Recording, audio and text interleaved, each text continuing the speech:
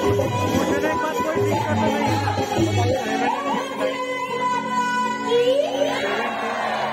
50 अरे क्या कर रहे हैं?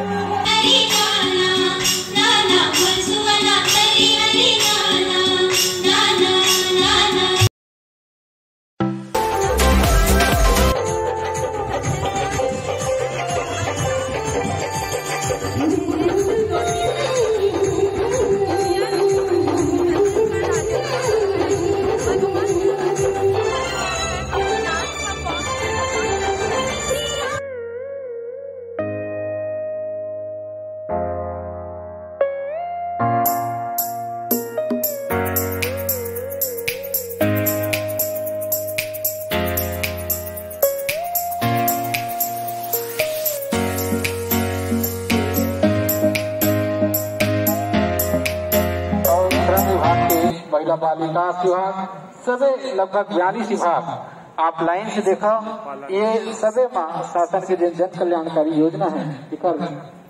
बढ़िया वितरण करेगा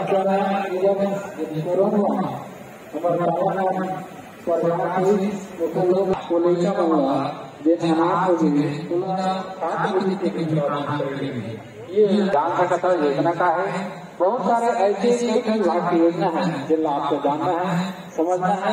और अब गुरु जीवन ये बहुत ही अच्छा हमारे विद्यालय के रूप में जाना जाता है जिला के, और उतने ही अच्छा अनुशासन के साथ लड़का मन की प्रस्तुति हो साथ ही यहाँ पर व्यवस्था करना है प्रबंधन